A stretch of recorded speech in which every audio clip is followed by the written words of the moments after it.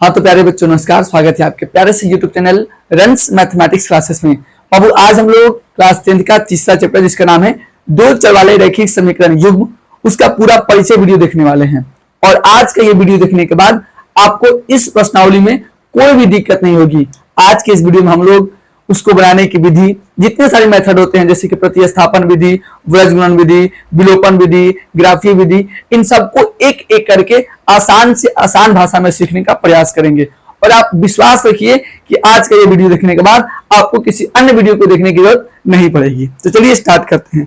बाबू इससे पिछले वाले कक्षा में हमने आपको पढ़ाया था बहुपद। क्या पढ़ा था बाबू? बहुपद। और आज हम जिसको ऊपर बात करें उसका नाम है समीकरण। क्या बाबू? आज जिस के टॉपिक ऊपर बात करें उसका नाम है वो समीकरण। कॉमन सी बात है, अगर आपके मन में एक बात जाता हो गुरुजी बहुपद में और समीकरण में क्या अंतर है। जैसे मान के चल बाबू हमने यहाँ पे लिख दिए 4x प्लस का 3y प्लस का 9, ठीक है, या फिर 3x स्क्वायर प्लस का 2y प्लस का 1। तो आपको ये दोनों का दोनों मान ऐसे अगर नॉर्मल दिख रहा है तो आप कहिएगा कि गुरुजी ये हमारा बहुपद है। क्या बाबू? ये हमारा बहुपद है। लेकिन अगर इसे ही हम 4x प्लस का 3y प्लस का 9 और इसको अगर हम 0 के बराबर रख देते हैं, किसके बराबर बाबू? 0 के बराबर रख देते हैं, तो अभी आपका समीकरण बदल जाता है। जैसे ये भी हो गया 3x स्क्वायर प्लस का 2y प्लस का 1। अगर इसको हम 0 के बराबर जैसे ही रखेंगे ये आपको किसमें परिवर्तन हो जाएगा? समीकरण में। बात समझ आ रहा है ना? मामला पूरा यहां तक क्लियर होगा। क्या बहुपद किसे कहते हैं? बहुपद अगर कोई भी अगर आपको लाइन दिया हो जैसे कि 2x प्लस का 3y प्लस का कोई नंबर है, अगर उसे आप 0 के बराबर जैसे ही रखिएगा तो वो आपको किसमें परिवर्तन हो जाएगा? समीकरण में परिवर्तन हो जाएगा। ठीक है, बात समझ में आ गया होगा। चलिए बाबू आपको हमने बहुपद के ही क्लास में बताया था चर और अचर मान। तो वो अचर किसे कहते हैं? मतलब जिसका मान ना बदले, जैसे कि 1 2 3 4 5 6 7 8 9 10, इसका मान कहीं बदलने वाला है नहीं, तो उसे हम कहते हैं अचर। और जिसका मान बदलता है जो उसे क्या कहते हैं? चर। जैसे कि A B C D E F G ये जेड तक हो गया। तो आपको तो चर और अचर हम आपको बहुत पहले ही बता चुके हैं। एक बार फिर से बोल रही है अचर क्या है? जितना भी संख्यात्मक होता है, संख्यात्मक जो संख्या है उसे हम कहते हैं अचर, और जितना A B C D E F G Z तक होता है उसे हम कहते हैं चर, क्योंकि इसका मान बदलते रहता है। ठीक है बाबू, अब देखिए आपको इसमें पढ़ना है दो चर वाले, मतलब आपको एबीसीडी का दो गो चर देगा और रैखिक समीकरण। अच्छा आपको हम बताया था ना रैखिक मतलब क्या? जिसका घात बाबू कितना हो, जिसका मैक्सिमम घात कितना हो? 1 हो। जिसका मैक्सिमम घात 1 हो। अच्छा द्विघात किसे कहते हैं? जिसका मैक्सिमम घात कितना हो बाबू? 2 हो। त्रिघात जिसका मैक्सिमम घात 3 हो। तो अब इसमें आपको पढ़ना है रैखिक। बात को ध्यान से समझिएगा। जैसे हमने यहाँ पे 3 गो इक्वेशन लिखा है, इसको ध्यान से देखे तो बाबू 3x माइनस का 4y प्लस का 5 बराबर का z है ना।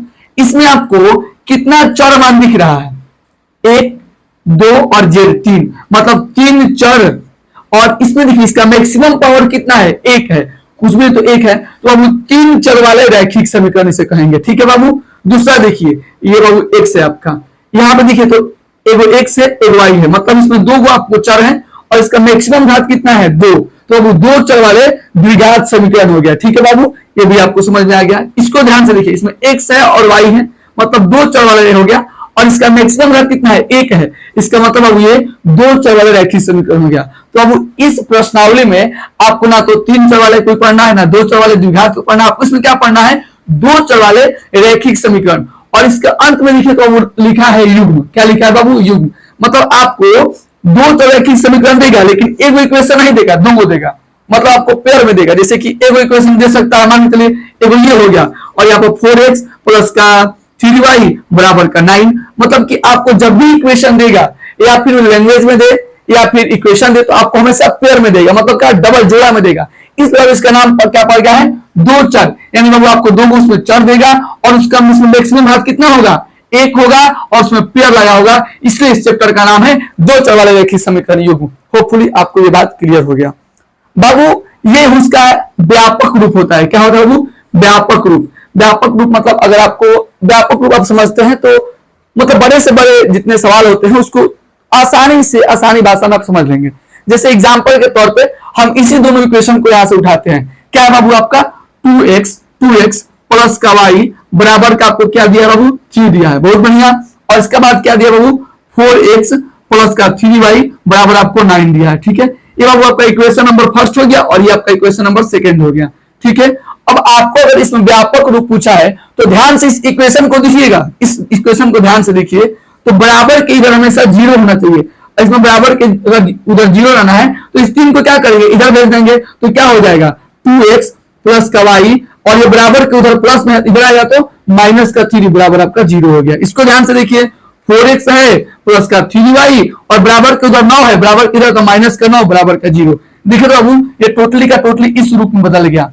चलिए अब देखिए, आपको दो को जब यहाँ पे लाइन दिख रहा है, मतलब ये दो जो आपको दिया है a1 a2 b1 b2 c1 c2, मतलब ये दो को इक्वेशन के लिए है। बात समझ में आ गया होगा। अब देखिए पहला जो इक्वेशन है, इक्वेशन नंबर फर्स्ट और ये इक्वेशन नंबर सेकंड, तो देखिए जो x का कोफिशिएंट होता है, पहले इक्वेशन में जो x का गुणांक होता है वो आपका a1 का मान होता है। जैसे इस वाले इक्वेशन को अगर ध्यान से देखिएगा, इस वाले इक्वेशन को ध्यान से देखिएगा तो देखिए बाबू इस वाले इक्वेशन में x का गुणांक क्या है, तो 2 है, यानी a1 का मान हमारा कितना हो गया, 2 हो गया।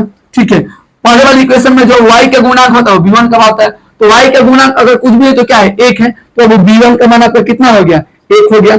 अब देखिए c1 में वो आपका अचर पद है, यानी कि c1 कितना है आपका, कुछ भी नहीं तो क्या माइनस का 3 है, c1 आपका क्या है माइनस का 3 हो गया। चलिए दूसरे इक्वेशन में, वो दूसरे इक्वेशन में जो x का कोफिशिएंट होता है वो a2 का मान होता है, तो दूसरा इक्वेशन आपका यही ना है, x का कोफिशिएंट क्या है, 4 है, यानी कि a2 का मान आपका कितना हो गया, 4 हो गया। बहुत बढ़िया।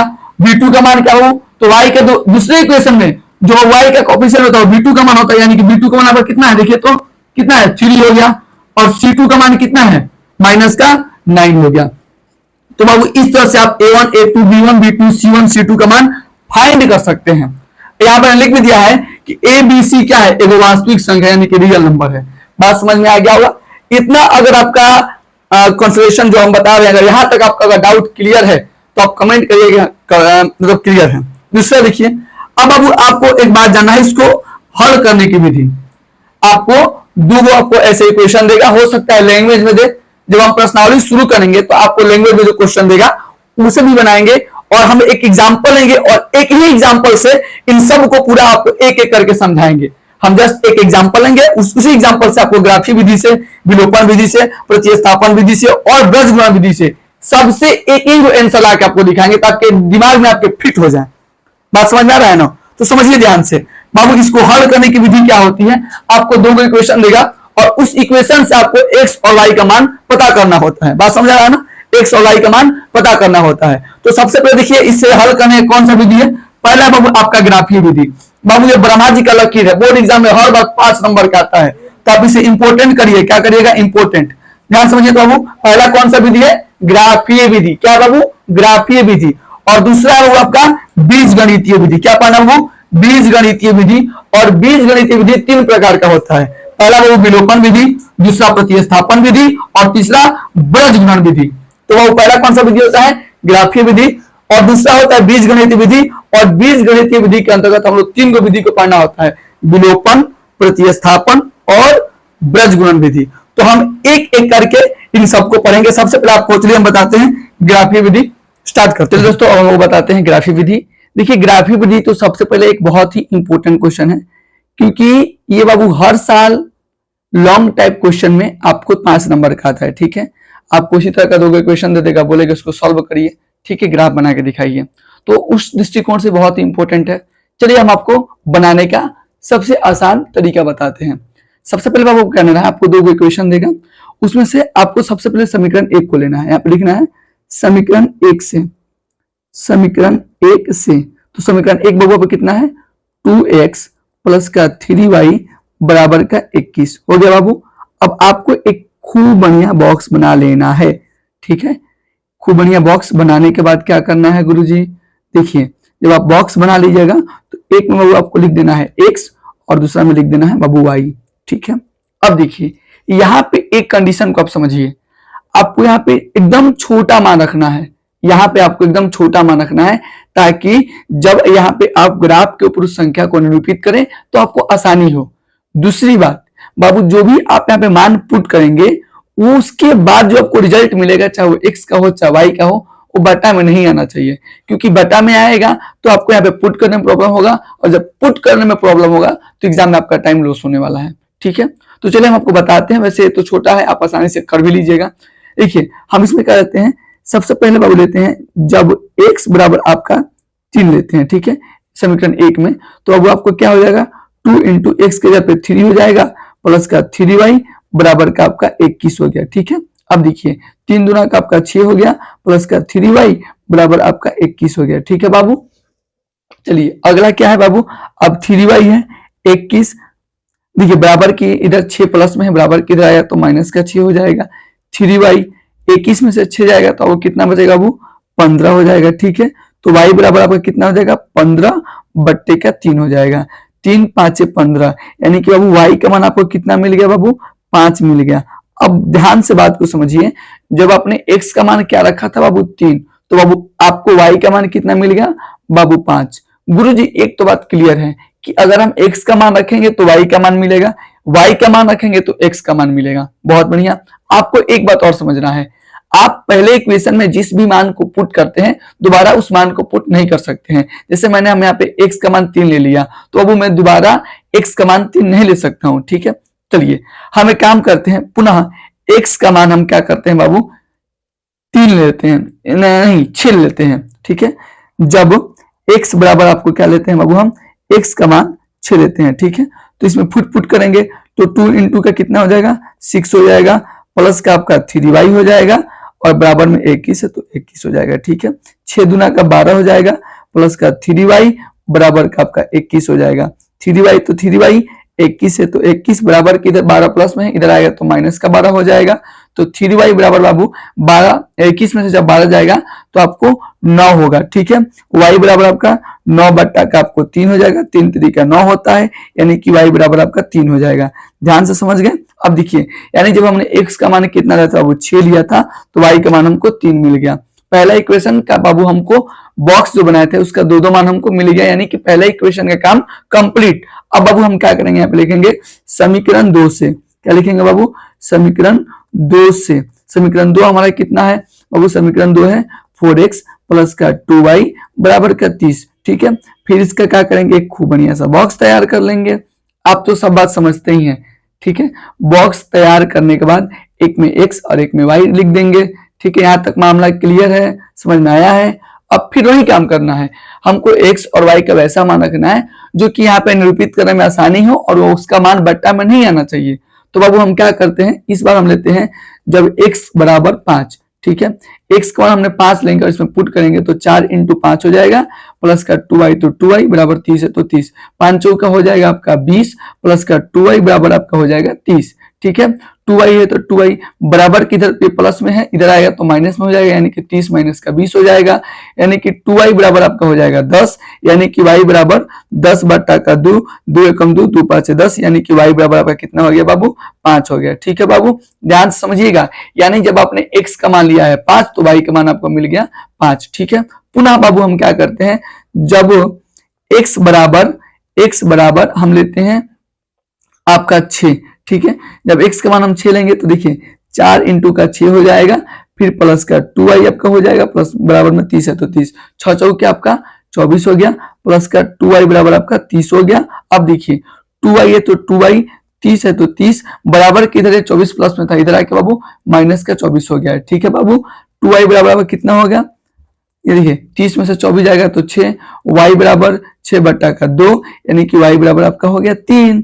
बात समझ में आवत है, यानी बाबू जब हमने x का मान लिया है 6 तो y का मान मिल गया है 3, ठीक है।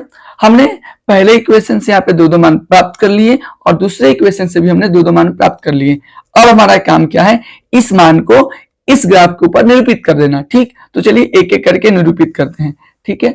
चलिए तो देखिए सबसे पहले बाबू हम क्या करेंगे, देखिएगा यहाँ पे ध्यान से, आपको दिख रहा होगा, क्या करिएगा बाबू, ये ग्राफ ऐसा चाहिए कि हम बोर्ड पे बहुत प्रयास किए लेकिन बन नहीं रहा था, इसलिए हमको ग्राफ का कॉपी लाना पड़ा, अच्छा भी है। चलिए पहला इक्वेशन देखते हैं, x का मान बाबू कितना है 3, देखिए ये हमारा x एक्सिस है, यहाँ पे ये हमको मिल गया 3, बहुत बढ़िया।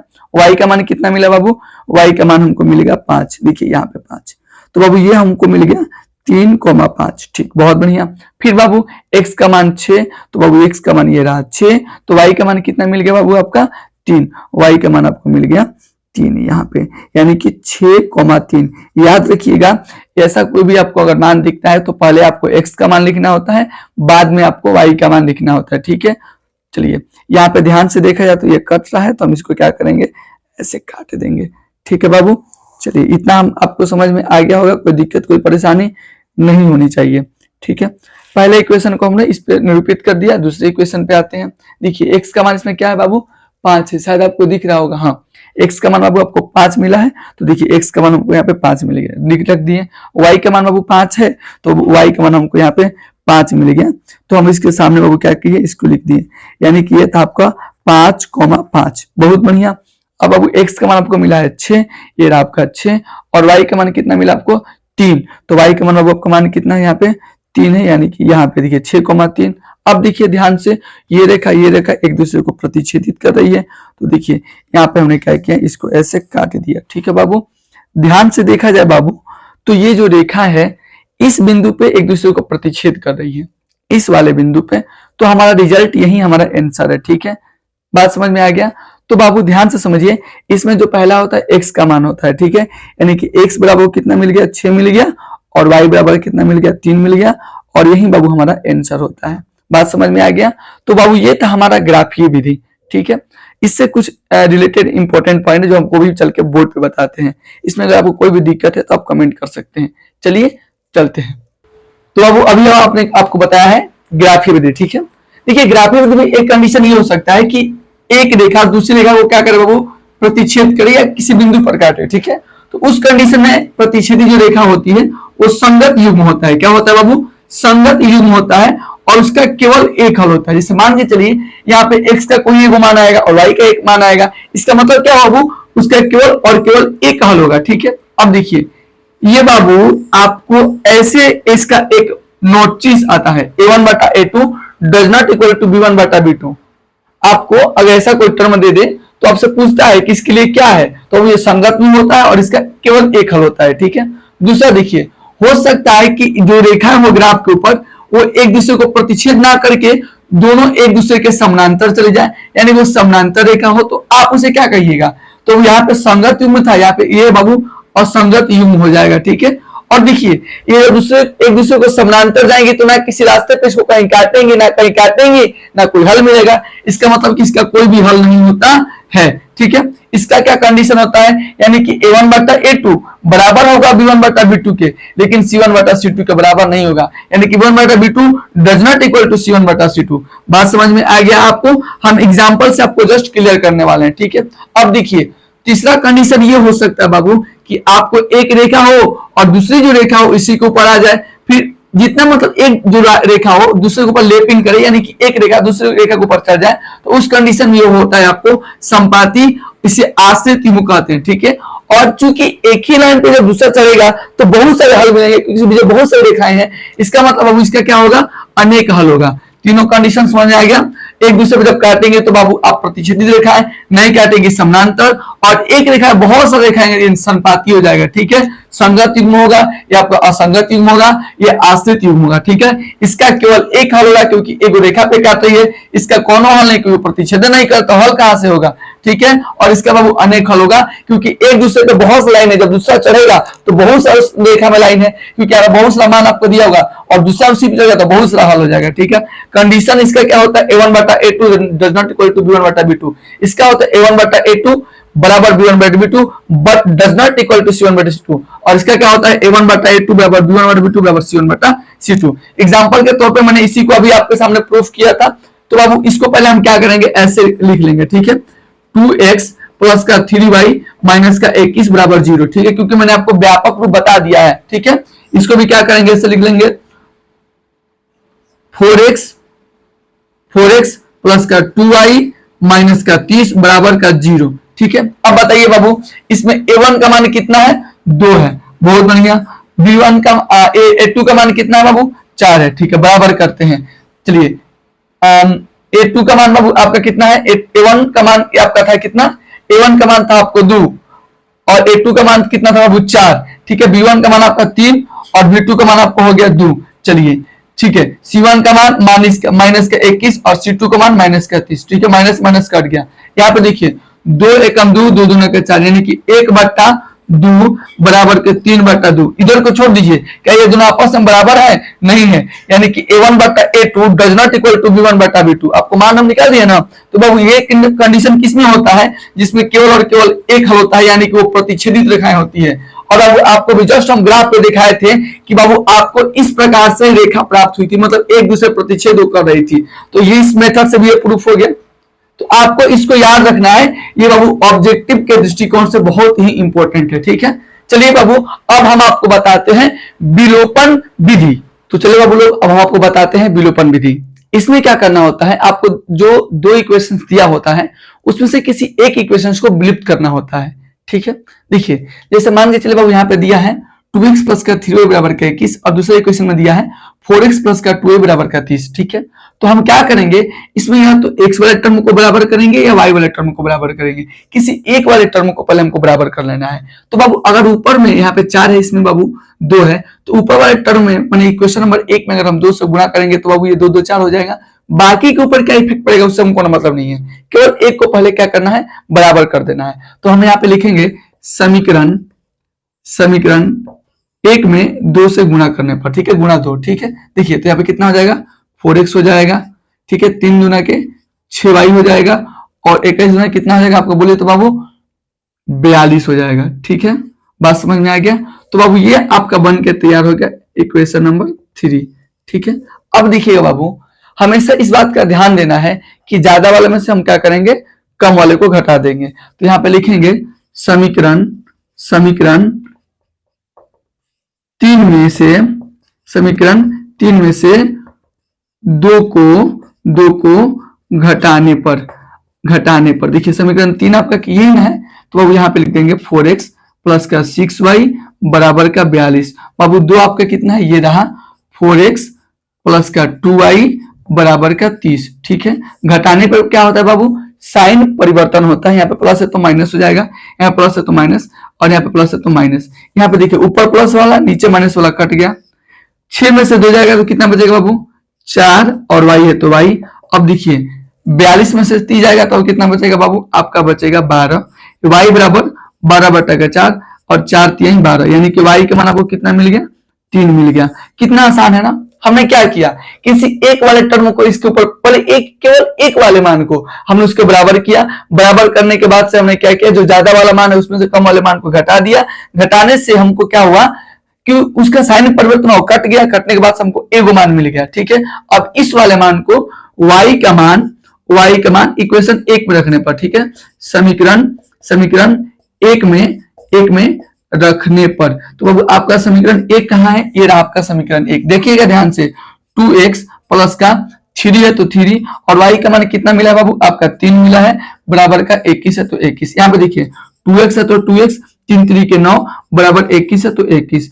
2x बराबर देखिएगा 21 में से जब 9 जाएगा तो कितना आएगा, 2x बराबर आपका हो जाएगा 21 में से 9 गया तो यहाँ पे हो जाएगा आपका 12, ठीक है। तो x बराबर आपका होगा 12/6, 12/2, यानी कि 6 दूने का 12, यानी x का मान आपको कितना मिल गया बाबू, 6, ठीक है। ध्यान से देखिएगा, अभी इसलिए x बराबर आपको 6 मिल गया और y बराबर कितना मिल गया, 3 मिल गया। हमने जब ग्राफीय विधि से इसको बनाया था तो वहां पे भी आपको बाबू x का मान कितना मिला था, 6 मिला था और y का मान आपको कितना मिला था, 3 मिला था। इससे यह स्पष्ट होता है कि आप समीकरण को ग्राफीय विधि से हल करिए या फिर विलोपन विधि से हल करिए, या भी आपको जस्ट हम बताने वाले हैं बाबू प्रतिस्थापन विधि, फिर व्रजगुणन विधि, आप किसी मेथड से बनाइए आपको मान वही मिलने वाला है। तो चलिए बाबू आपको ये समझ में आ गया होगा। अब हम आपको बताते हैं प्रतिस्थापन विधि। तो चलिए बाबू अब हम आपको बताते हैं प्रतिस्थापन विधि। अच्छा, इसका नाम अभी आपको स्पष्ट हो रहा होगा, प्रतिस्थापन यानी कि किसी एक वाले मान को दूसरे मान में सब्स्टिट्यूट कर देना, मतलब इसके मान को लेकर उसमें पुट कर देना, ठीक। देखिए इसमें क्या होता है, हम इसमें से किसी एक वाले इक्वेशन को उठाएंगे। मान के चलिए हम समीकरण 1 को लेते हैं, तो यहाँ पे लिखेंगे समीकरण 1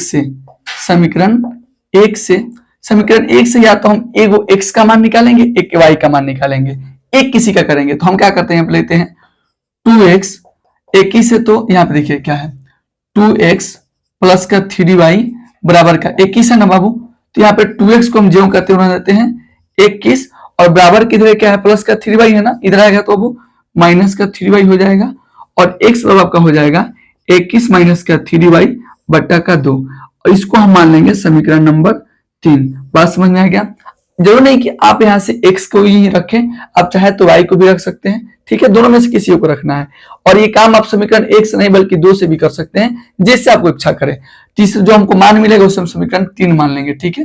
अब हम इसे क्या करते हैं बाबू, 2 में पुट कर देंगे, लिखेंगे समीकरण 3 का मान, समीकरण 3 का मान 2 में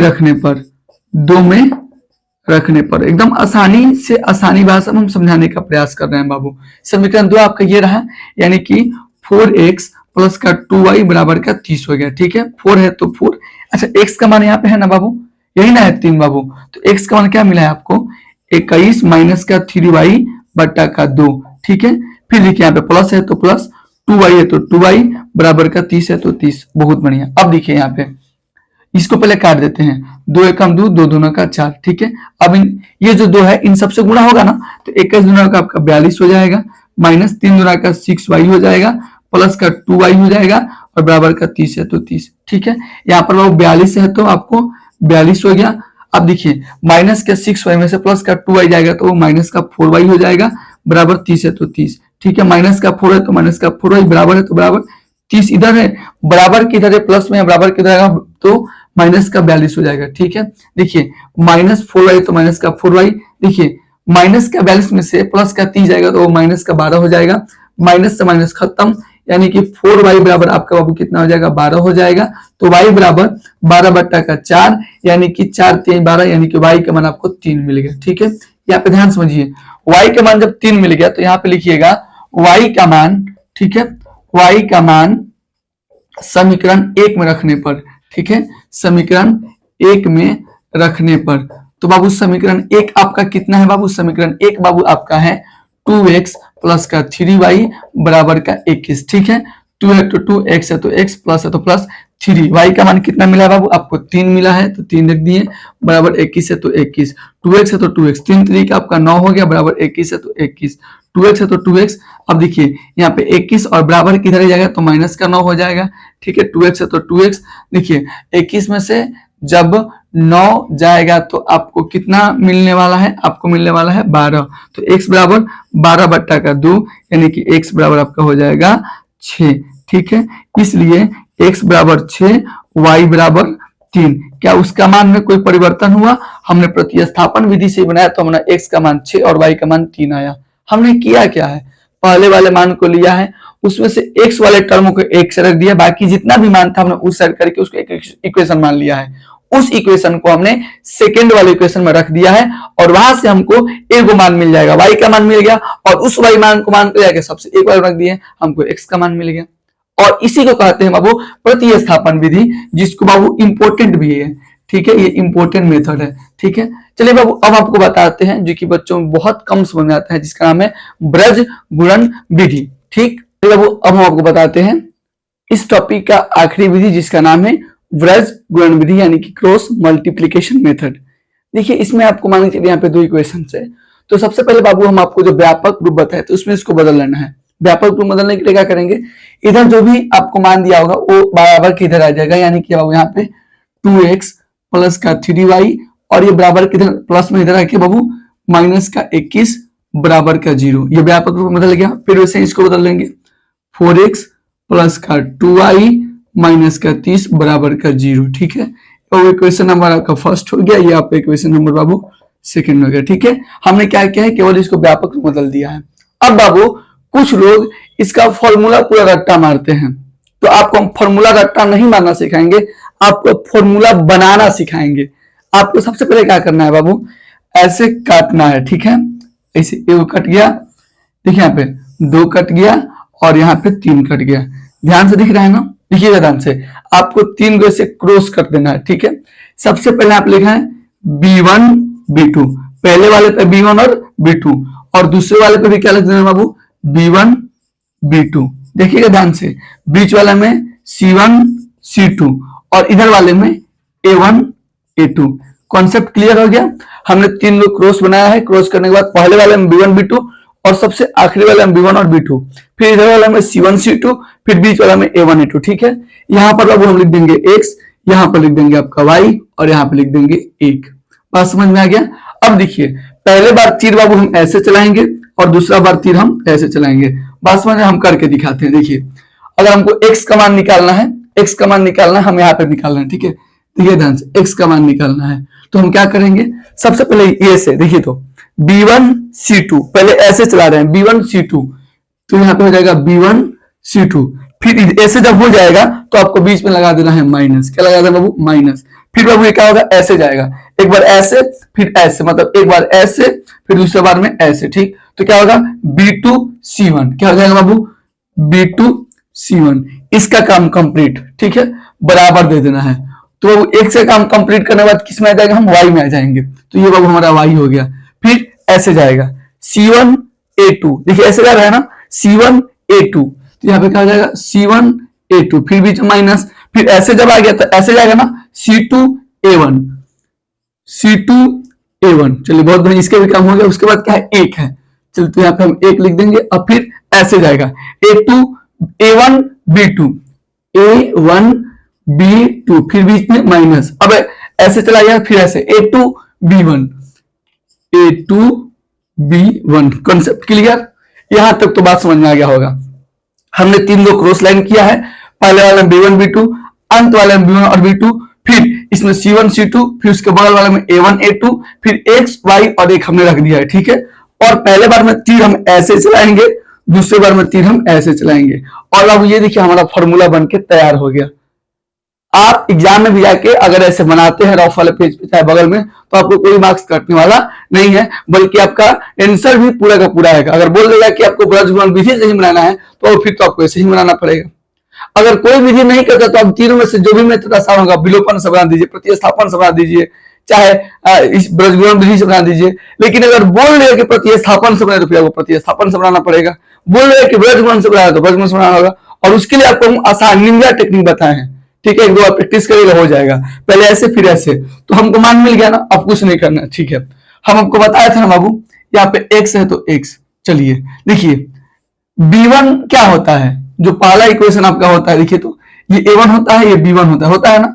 मतलब पहले इक्वेशन में बाबू जो y का कोफिशिएंट होता है वो किसका मान होता है, B1 का। A1 का हो गया, A2 का, B1 का होगा, B2 का होगा, तो ये B1 बोला है, तो B1 कितना हमारा हो गया 3, बहुत बढ़िया।